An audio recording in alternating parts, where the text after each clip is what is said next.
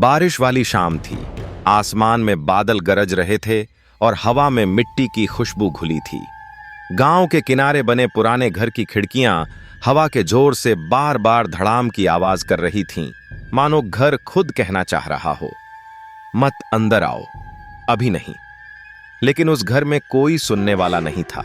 सिर्फ एक पुरानी लकड़ी की संदूक और उसके भीतर रखी वह लाल किनारी वाली पीली साड़ी, जिसका असली सच अभी सामने आना बाकी था।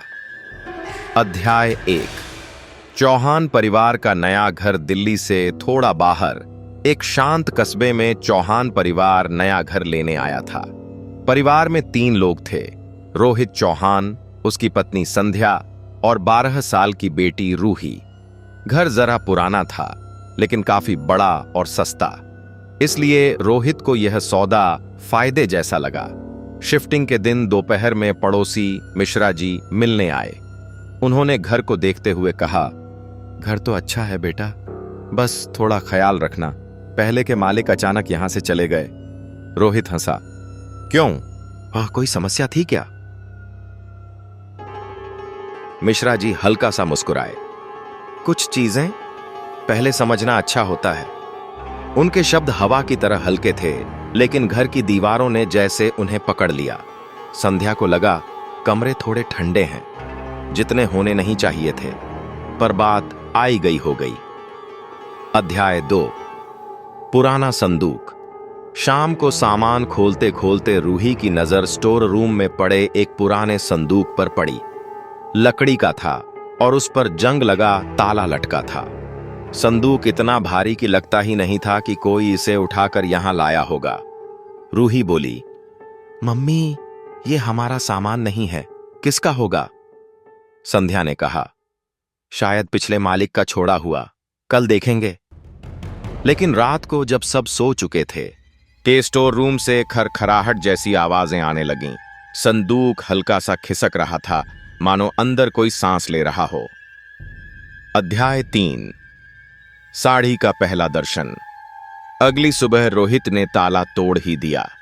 संदूक के भीतर सिर्फ एक चीज थी, एक बेहद पुरानी पीली साड़ी, जिसके लाल बॉर्डर समय के साथ हल्के भूरे पड़ चुके थे।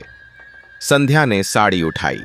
जैसे ही उंगलियां कपड़े को छूतीं, एक जानी पहचानी सी गर्माहट महसूस हुई। रूही बोली, मम्मी, ये किसी की शादी वाली साड़ी लगती है। संध्या साड़ी को देखते देखते अचानक रुक गई। उसे लगा कपड़े से एक हल्की सी खुशबू आ रही है, चंदन की, बिल्कुल वैसे जैसी उसकी नानी के घर में आती थी। दिल को अजीब सा एहसास हुआ, बड़ी खूबसूरत है, शायद रख लेनी चाहिए। रोहित ने मजाक किया, इतनी पुरानी चीज कभी पहनना मत, वरना मम्मी बन जाओगी पुराने जमाने की। पर संध्या किसी और दुनिया में खोई हुई थी। अध्याय 4। पहली झलक। किसी और की उस रात संध्या अचानक नींद से जागी। कमरे में हल्की रोशनी थी, खिड़की से हवा चल रही थी, पर कोई अजीब सा सन्नाटा भी था। उसने बगल में देखा, रोहित और रूही गहरी नींद में थे, लेकिन शीशे में संध्या को अपना प्रतिबिंब कुछ अजीब लगा। उसकी परछाई ने हल्का मुस्कुराना शुरू किया, जबकि वह खुद बिल्कुल शांत थी। संध्या घबरा गई और नजरें हटा लीं, पर तभी कमरे के कोने में लटकती वह पीली साड़ी हल्की सी लहराई, जबकि हवा बिल्कुल बंद थी। उसने धीरे से सुना, धन्यवाद। एक स्त्री की आवाज थी।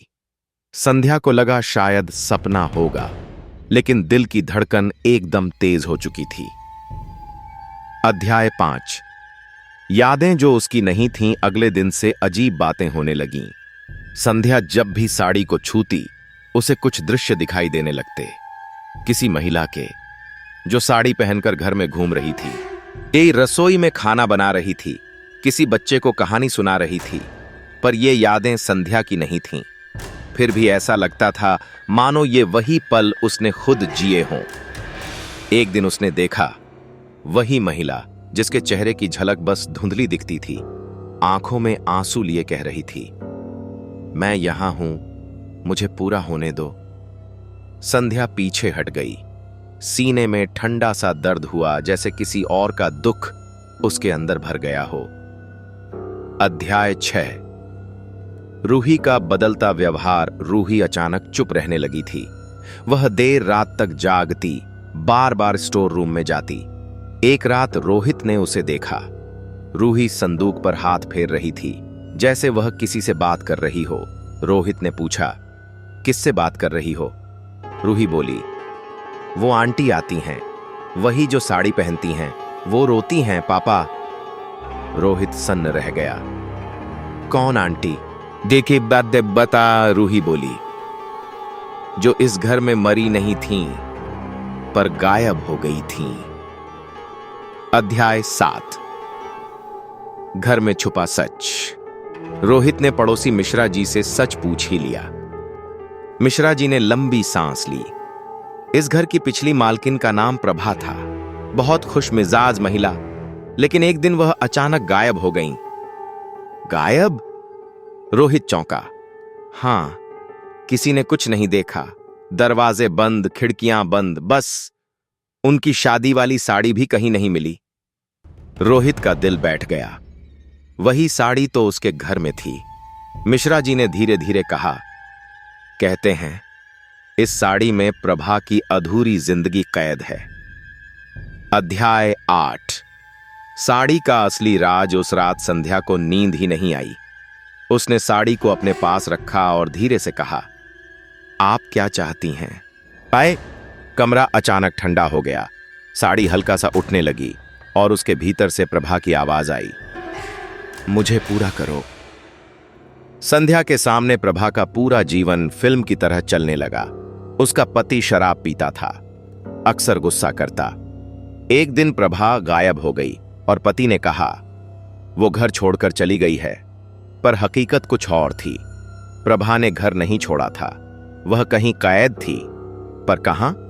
साड़ी आखिरी दृश्य दिखाती है। घर की दीवार के पीछे एक अंधेरा कमरा, जहां प्रभा आखिरी बार दिखती है। अध्याय 9। दीवार का सच। संध्या। रोहित और रूही ने मिलकर वह जगह खोजनी शुरू की जहां प्रभा के आखिरी दृश्य दिख रहे थे। स्टोर रूम की एक दीवार की ईंटें दूसरों से हल्की रंगत की थीं। संध्या ने साड़ी को उसके पास रखा।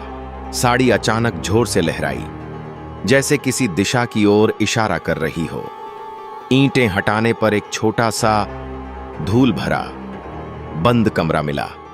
कमरे के भीतर कुछ नहीं था सिवाय एक लकड़ी की कुर्सी के, और कुर्सी पर प्रभा की हल्की सी परछाई हवा के साथ बहुत धीरे धीरे हिलती हुई।